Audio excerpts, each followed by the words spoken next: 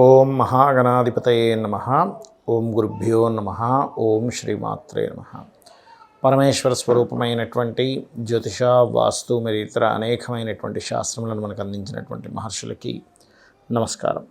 హయగ్రీవ హయగ్రీవ హయగ్రీవేతి యోపదేత్తస్స నిస్సరతే వాణి జనుకన్యా ప్రవాహవత్. అరుణాం కరుణాతరంగితాక్షీం ధృతపాశాంకుశపుష్పబాణచాపాం అనిమాదిభిరావృతాం మయూకైః అహమిత్యేవ విభావయే భవానీం. శ్రీమాత్రే నమః.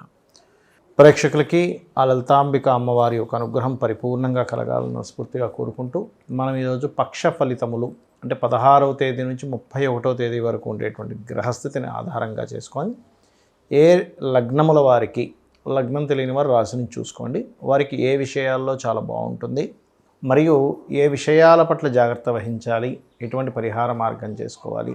అది కాకుండా మనకి ఈ పక్ష ఫలితాల ఎండింగ్ నుంచి ఉగాది ప్రారంభమవుతుంది. ఉగాది నుంచి ఈ కొత్త సంవత్సరం శ్రీ విశ్వవసునామ సంవత్సరంలో అన్ని విధాలా బాగుండాలంటే ఏ నియమాలు పాటిస్తే అందరికీ బాగుంటుందనేటువంటి విషయాలు చెప్తుంది నేనైనప్పటికీ కూడా చెప్పిస్తుంది సాక్షాత్ లలితామ్మవారిగా భావిస్తూ ఒక్కొక్క రాశి గురించి, ఒక్కొక్క లగ్నం గురించి తెలుసుకుందాం.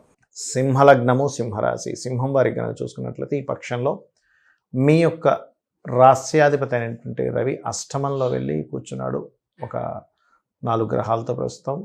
కాకపోతే ఈ 14వ తేదీ నుంచి ఆల్రెడీ అందులోకి వెళ్ళిపోయి 4 గ్రహాలతో ఉంటాడు. దాంతోపాటు మనకి ఎండింగ్ కల్లా షష్టగ్రహ కూటమి 29వ తేదీకి షష్టగ్రహ కూటమి ఏర్పడి దాని తర్వాత ఒక పంచగ్రహ కూటమిగా వెళ్తూ ఉంటుంది. బట్ ఎండింగ్ కల్లా మీకు షష్టగ్రహ కూటమి ఉంటుంది. అయితే దీనివల్ల కొత్త రీసెర్చ్లు మొదలవుతాయి. మరియు అదేవిధంగా మరొక విషయం ఏంటంటే ఈ ధనాధిపతి ధనాన్ని ఇచ్చేటువంటి కారకుడు బుధుడు మీకు శుక్రుడితో కలిసి న్యాచురల్ ధనాధిపతితో కలిసి వక్రించాడు. దీనివల్ల కొన్ని పార్ట్నర్స్ ద్వారా ధనం రావడం కానివ్వండి, అదేవిధంగా బిజినెస్లో కొంతవరకు ఇంప్రూవ్మెంట్స్ రావడం కానివ్వండి, ఇటువంటివన్నీ కూడా చూస్తారు. అలాగే మరొక విషయం ఏంటంటే సహోదరులతో లేదా కుటుంబ సభ్యులతో గతంలో ఏర్పడినటువంటి చిన్న మిస్అండర్స్టాండింగ్స్, మిస్కమ్యూనికేషన్స్ అనేవి ఈ పక్షంలో చాలా మటుకు తగ్గుతాయి.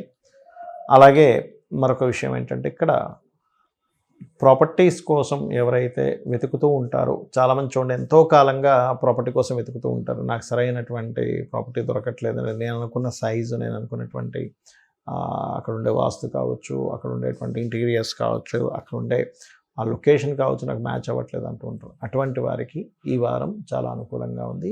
ప్రాపర్టీస్ కొనుగోలు చేయడానికి కానివ్వండి, ప్రాపర్టీస్ పరంగా మీకు దొరకడానికి కానివ్వండి చాలా బాగుంది. ఇక సంతానం సంబంధించినటువంటి విషయంలో సంతానం కాస్త ఇంటి నుంచి దూరంగా ఏదైనా చదువు కోసం దూరంగా వెళ్ళేటువంటి యోగం చూపిస్తుంది. అదేవిధంగా కాస్త ఈ వివాహ సంబంధించినటువంటి విషయంలో కనుక చూసుకున్నట్లయితే కాస్త బంధువర్గం వారు లేనట్లయితే ఈ వివాహం విషయంలో కొంత ఘర్షణలు ఏర్పడి మొత్తం మీద బంధువర్గం వారి సపోర్ట్తో కానివ్వండి, బంధువర్గం వారి నుంచి ఏదైనా ఒక సంబంధం రావడం కానివ్వండి, అటువంటి యోగాలు ఎక్కువగా ఈ వారం మీకు ఉన్నాయి. ఇక్కడ ఏంటంటే సింహం వారికి సప్తమంలో ఎప్పుడైతే శని ఉన్నాడో, శని కాస్త స్లో చేస్తూ ఉంటాడు. వివాహ విషయాల్లో కావచ్చు, పార్ట్నర్స్తో కావచ్చు, స్లో మూమెంట్ నడుస్తూ ఉంటుంది. అది కాస్త చూసుకోవాలి. అలాగే దశమంలో గురువు ప్రత్యేకంగా సింహం వారికి ఇది ఉద్యోగ సంబంధించిన విషయంలో ఒకవైపు ఇంప్రూవ్మెంట్స్ ఇస్తూ, ఒకవైపు ఆల్ ఆఫ్ సడన్గా బికాజ్ ఆఫ్ అష్టమ స్థానంలో అధిక గ్రహాలు ఉన్నాయి కాబట్టి సడన్గా మార్పులను కూడా తెచ్చిపెడుతూ ఉంటుంది. ఇక మీరు ప్రత్యేకంగా ఈ యొక్క కేతువు ఎప్పుడైతే 2వ స్థానంలో ఉన్నాడో, మీకు ఎటువంటి ధన సంబంధించినవి మీకు ప్రాప్తిస్తున్నప్పుడు మీరు ఖచ్చితంగా మీకు వచ్చిన ప్రతి అంటే సంపాదన విషయంలో మీకు వస్తున్న రూపాయి దగ్గర నుంచి ఎటువంటి ధనం వచ్చినా కూడా మీరు గణపతి దగ్గర ఆ యొక్క ధనాన్ని ఉంచి వాడుతూ ఉండండి. లేదా గణపతిని తలుచుకొని మీకు రూపాయి వచ్చింది, అది ఆన్లైన్లో ఉంటుంది ఒక్కోసారి. స్వామి నీ వల్లే వచ్చిందని తలుచుకున్నప్పుడు 2వ స్థానంలో ఉండేటువంటి కేతువు యొక్క ప్రభావం ఎక్కువగా పడదు, గుర్తుపెట్టుకోండి. అలాగే మరొక విషయం ఏంటంటే ఇక్కడ ఈ యొక్క పక్షంలో కాస్త మన రియల్ ఎస్టేట్ రంగాల వారికి, వ్యవసాయం చేసేటువంటి వారికి, రైతులకి చాలా లాభదాయకంగా ఉంటుంది. ఇక మీరు చేయవలసినటువంటి దేవతా ఆరాధన చూసుకున్నట్లయితే దత్తాత్రేయుని ఎంత ఆరాధిస్తే అంత మంచిది. జయ గురుదత్త, శ్రీ గురుదత్త అనుకుంటూ ఉండండి, అన్ని విధాలా మీకు బాగుంటుంది.